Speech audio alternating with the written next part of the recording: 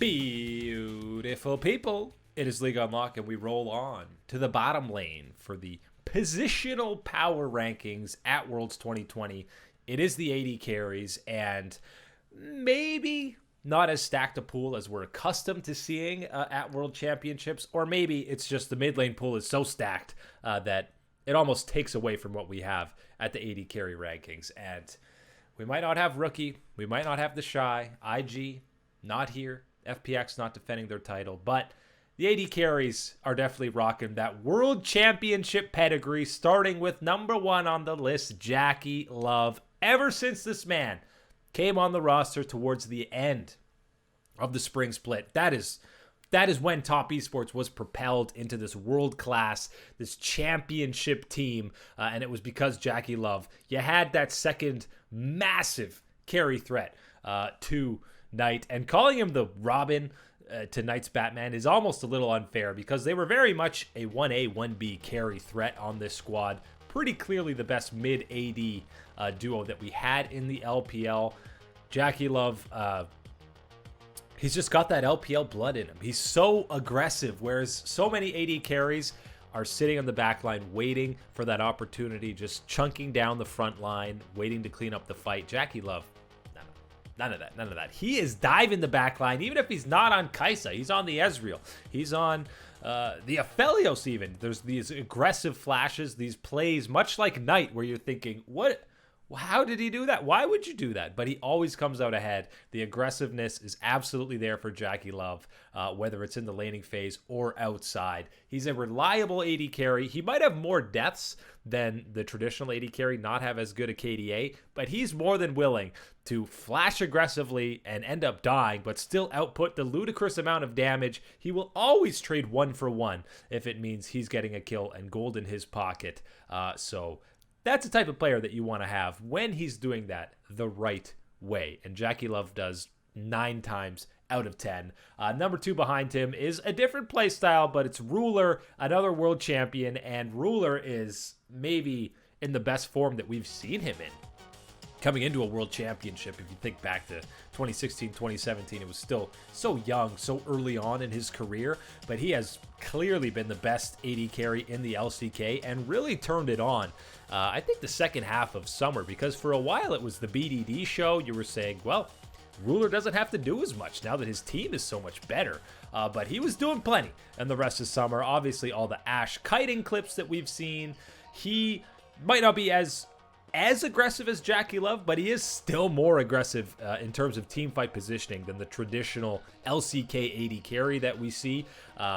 Not afraid to arcane shift forward on the Ezreal, not afraid to tumble forward on the Vayne. God, I hope we get his Vayne at the World Championship. But I think 1 and 2 are pretty cut and dry in terms of AD carry rankings. Followed up by Loken and Huan Fang.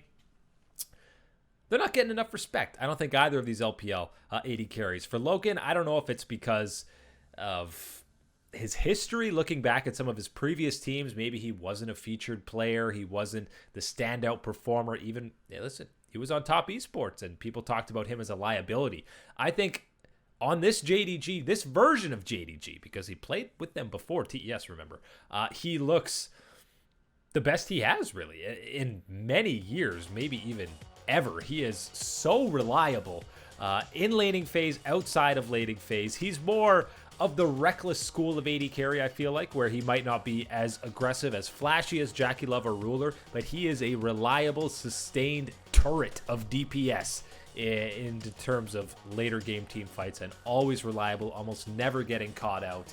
And it's similar to Huan Fang, the new kid on the block, and we've seen Suning put a lot of eggs in his basket to carry games for them, giving them a lot of resources, making sure he's the one getting turret plates, he's getting buffs, he's getting the extra CS that's lying around the map. And time again, the man has delivered, and against some of the best competition that the LPL has to offer.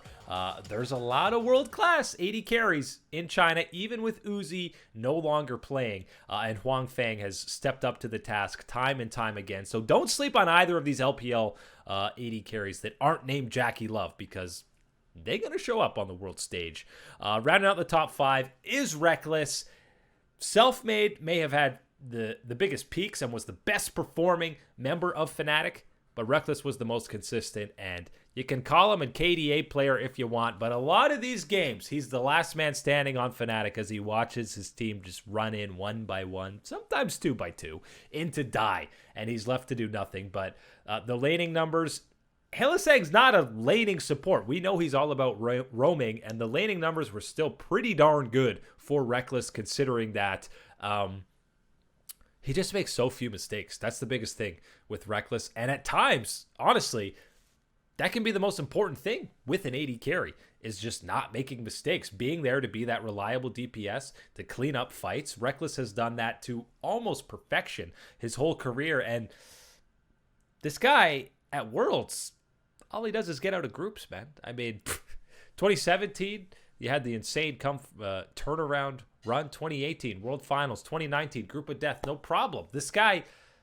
put some respect on Reckless. I feel like people do fully acknowledge and respect him, but he goes, it doesn't matter if he's going up against the scrubs of the LEC. There are no scrubs anymore. Everyone's good in Europe. Or a world-class bot lane. The same performance will be there time and time again. Reckless deserves that number 5 spot. 6 and 7, a little touchy. You got Deft and Ghost. And you might say, how can Ghost be below Deft when him and Beryl just smashed Kyria and Deft in 3 games in a row in the finals? That's one series, and huge credit to Ghost. That's why he's as high as number 7. He played damn well in those series, even busting out the Draven. Mad respect to that. But Deft, you're accustomed, even 6 for him, you're thinking, well, how is Deft so low? He's usually immediately right in that top 3. He should be right there with Jackie Love and Ruler.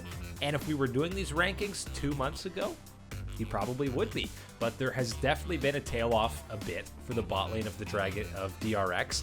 And he's still ahead of Ghost just because I couldn't do it. I mean, the pedigree that Deft has, it's almost, you got to expect him to be better on the world stage when it matters. It's been 2 years? Yeah, 2 years since Deft we saw on the world stage back in 2018 with KT. So I just couldn't put Ghost over Deft, even though Ghost has had an incredible split and been a big catalyst to the turnaround that happened in summer for Damwon.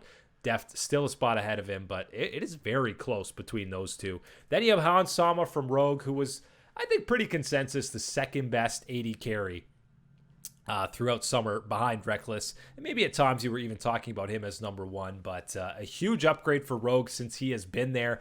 He's clearly showcased that if you give me the resources, I can carry the game. Another Draven player.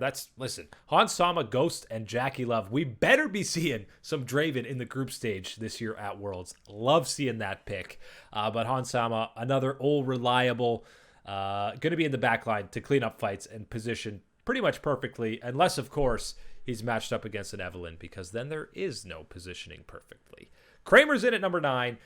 He hasn't had even the ELO hell year that he had on LGD. He was playing at a higher level because he had to. He had to try and 1v9 every single game. He doesn't have to do that with Peanut and GA. Maybe he's had some positioning errors, but he's still, for the most part, a standout and reliable DPS cannon, which, come on, guys, that's what an AD carry is. You're alive to auto attack in team fights and kill everybody in 4 hits. And Kramer is still one of the best at doing that, which is why he deserves that number 9 spot. And 10 is where it gets very tricky. I honestly want to just end the list at 9. I don't know. Does anyone deserve a 10 spot for AD carries? We ended up going with Doublelift, and to be honest, I don't like taking, previous splits. I want to just talk about 2020, but it snuck in for Doublelift because I initially had Tactical in at that number 10 spot. And overall, in summer, I think Tactical was a better AD carry than Doublelift. It's hard to argue against that, but because you had the summer match or the playoff matchups where TSM beat Team Liquid, Doublelift did step up. But by the way, 25 games played in the playoffs for TSM, 19 of them were on Ashe or Senna for Doublelift. So that's one thing. He's Ashe Senna duty almost every single game, but he's Doublelift. He's been the best AD carry for years, similar to how Deft, I couldn't put Ghost ahead of him. It just seems crazy to not at least have Doublelift in the top 10 of AD carries at the tournament when he's on the first seed for North America. He turned it on. His Senna was actually really good to close out the playoffs. So Tactical, oh, you're oh so close. Even a guy like Carzy, oh, so close to the top 10. But we give it to Doublelift to round out the top 10 of AD carries, and TSM gets another member within the top 10.